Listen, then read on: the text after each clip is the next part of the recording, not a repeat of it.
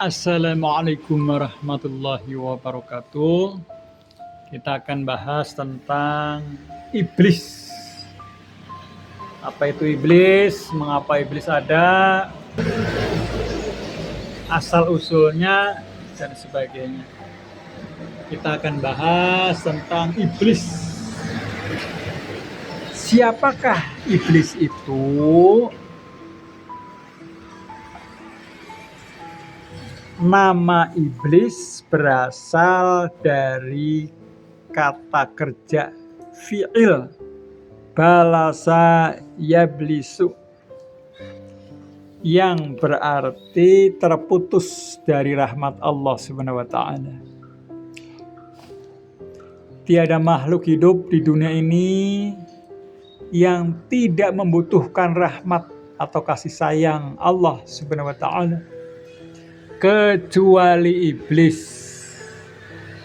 ya, yang menyebabkan terputusnya rahmat Allah atas dirinya. Iblis yang bertugas menggoda umat manusia tidak asing lagi di telinga kita. Sebagaimana yang telah kita ketahui bahwa manusia diciptakan dari tanah, malaikat diciptakan dari cahaya. Akan tetapi ada kontroversi mengenai penciptaan iblis. Dari apakah iblis diciptakan? Apakah iblis berasal dari golongan jin ataukah malaikat? Ada beberapa kontroversi mengenai penciptaan iblis. Di antaranya, Hasan Al-Basri mengatakan bahwa iblis berasal dari golongan jin. Beliau juga menyatakan bahwa iblis tidak pernah menjadi golongan malaikat sekejap mata pun sama sekali. Dan dia benar-benar berasal dari jin. Sebagaimana Adam adalah asal-usul dari manusia. Pendapat ini dikuatkan oleh Ibnu Katsir Al-Jassah dalam kitabnya Ahkamul Quran dan Asy-Syaqid dalam kitabnya Adwa'ul Bayan. Penjelasan tentang dalil pendapat ini beliau sebutkan dalam kitab tersebut. Secara ringkas adalah sebagai berikut. Malaikat adalah makhluk yang maksum.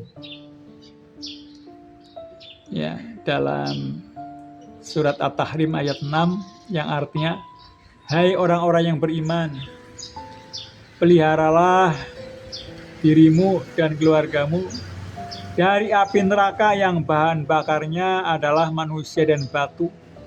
Penjaganya malaikat-malaikat yang kasar, keras, dan tidak mendurhakai Allah terhadap apa yang diperintahkannya kepada mereka, dan selalu mengerjakan apa yang diperintahkan.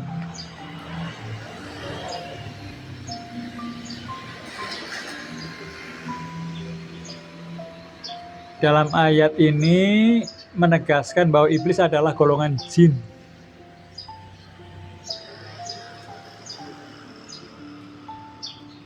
Dan jin bukanlah bangsa malaikat. Malaikat diciptakan oleh Allah dari cahaya, sedangkan jin diciptakan dari api. Dalam Al-Quran surat Al-Hijr ayat 27 Allah menjelaskan, dan kami, yaitu Allah, ciptakan jin sebelum Adam dari api yang sangat panas. Dan dia menciptakan jin dari api.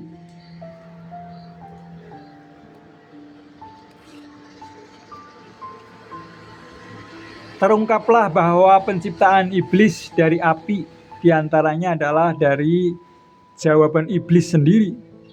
Ketika Allah bertanya kepadanya sebab pembangkangannya untuk bersujud kepada Adam. Allah berfirman yang artinya, apakah yang menghalangimu untuk bersujud kepada Adam di waktu aku menyuruhmu? Menjawab iblis, saya lebih baik daripadanya. Engkau ciptakan saya dari api, sedangkan dia engkau ciptakan dari tanah. Adapun pendapat kedua yang menyatakan bahwa iblis berasal dari golongan malaikat, menurut Al-Qurtubi adalah pendapat jumhur ulama termasuk Ibnu Abbas. Alasannya firman Allah dalam surat Al-Baqarah ayat 34 yang artinya, dan ingatlah ketika kami berfirman kepada para malaikat, sujudlah kamu kepada Adam. Maka sujudlah mereka kecuali iblis. Ia enggan dan takabur, dan adalah ia termasuk golongan orang-orang yang kafir. Jadi pendapat tersebut adalah bahwa iblis termasuk pihak yang diperintahkan untuk bersujud kepada Adam alaihissalam. Dan ketika iblis membangkang, Allah pun melaknatnya dan memasukkannya ke dalam neraka. Azazil adalah penghuni surga. Menurut cerita Israiliyat, bahwa nama lain iblis adalah Azazil. Konon Azazil adalah makhluk Allah yang memiliki paras yang rupawan dan ketaatannya yang melebihi para malaikat. Azazil atau iblis diciptakan lebih dahulu dibandingkan dengan penciptaan manusia. Karena ketaatan Azazil, maka dia dijuluki dengan Sayyidul Malaikat atau penghulu para malaikat. Tersebutlah suatu ketika saat berkeliling di surga, malaikat Israfil menemukan sebuah tulisan. Seorang hamba Allah yang telah lama mengabdi akan mendapat laknat dengan sebab menolak perintah Allah. Ya, tulisan yang tertera di salah satu pintu surga itu tak pelak membuat Israfil menangis. Ia takut yang dimaksud itu adalah dirinya. Sebab malaikat lain pun menangis karena ketakutan. Mereka lalu sepakat mendatangi Azazil dan meminta didoakan agar tidak tertimpa laknat dari Allah. Setelah mendengar penjelasan dari Israfil dan para malaikat yang lain, Azazil lalu memanjatkan doa, ya Allah, janganlah engkau murka atas mereka. Begitulah doa Azazil kepada Allah atas perintah malaikat. Azazil merupakan sosok hamba yang mustajab akan doanya. Sehingga tidak heran apabila para malaikat bertawasul kepada Azazil agar mendapat pertolongan dari Allah atas kemurkaannya. Dikarenakan ketaatannya yang luar biasa kepada Allah, Azazil memiliki banyak julukan mulia dari para malaikat. Di antaranya adalah pada langit pertama ia dijuluki sebagai abid, yaitu ahli ibadah yang mengabdi luar biasa kepada Allah. Di langit lapis kedua, julukan pada Azazil adalah Roqi' atau ahli ruku pada Allah. Di langit lapis ketiga, ia berjuluk Sajid atau ahli sujud. Di langit keempat, ia dijuluki Khosyi' karena selalu merendah dan takluk kepada Allah.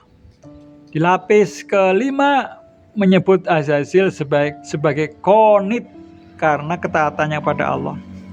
Di lapis keenam bergelar Mujtahid karena ia bersungguh-sungguh ketika beribadah kepada Allah. Pada langit ketujuh ia panggil Zahid, dikarenakan kesederhanaannya dalam menggunakan fasilitas hidup. Bentuk rupa Azazil seperti apa? Kita lihat ya.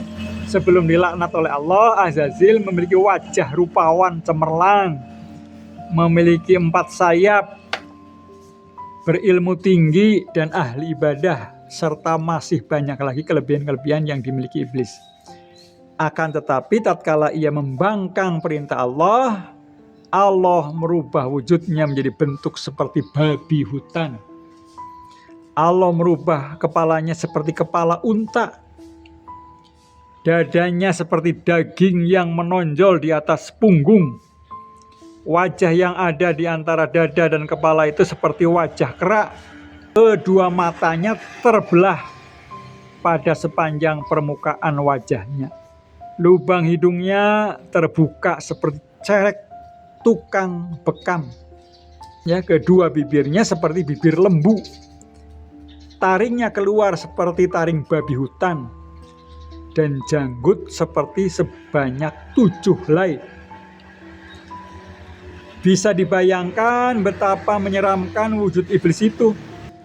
Wajar saja jika manusia menggambarkan wujud iblis dan setan-setan dalam bentuk yang sangat menyeramkan. Allah juga mengabarkan bahwa iblis memiliki keturunan. Jika iblis memiliki keturunan, berarti iblis memiliki istri. Tetapi siapa istri iblis?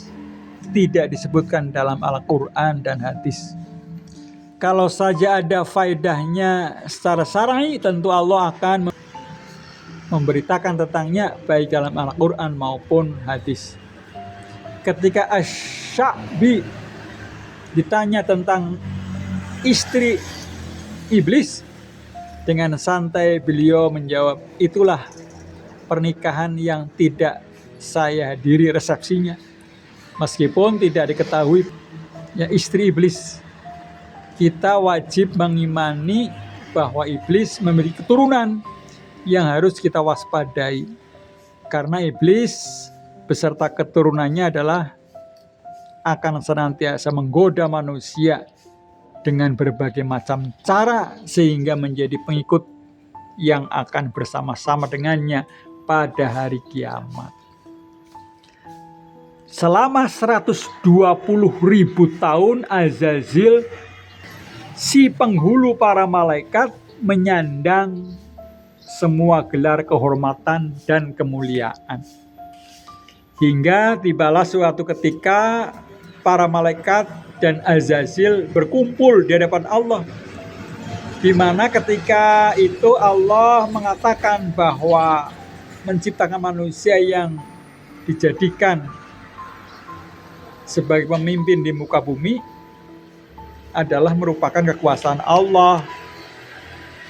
Allah menjawab dengan tegas apa yang telah dikhawatirkan oleh para malaikat. Kemudian Allah menciptakan manusia pertama yang disebut Nabi Adam. Allah menunjukkan kelebihan dan keistimewaan Nabi Adam di hadapan para malaikat. Mereka pun mengakui kelebihan dan keistimewaan Nabi Adam alaihissalam. Lalu Allah menyuruh semua malaikat agar bersujud kepada Adam sebagai wujud kepatuhan dan pengakuan atas kebesaran Allah serta penghormatan terhadap Nabi Adam sebagai makhluk paling sempurna. Maka seluruh malaikat pun sujud kecuali Azazil.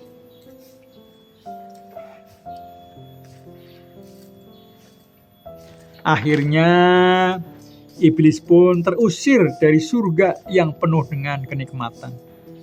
Mereka merasa tak terima dirinya diusir dari surga, maka ia pun meminta dispensasi kepada Allah agar ia dapat hidup kekal hingga hari kiamat dengan tujuan untuk menggoda anak cucu Nabi Adam alaihissalam.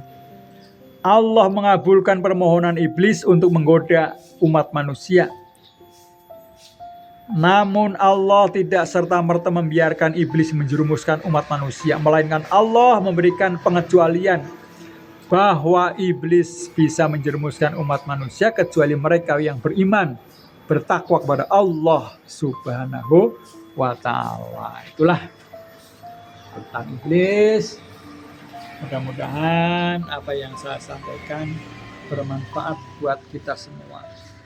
Assalamualaikum warahmatullahi wabarakatuh.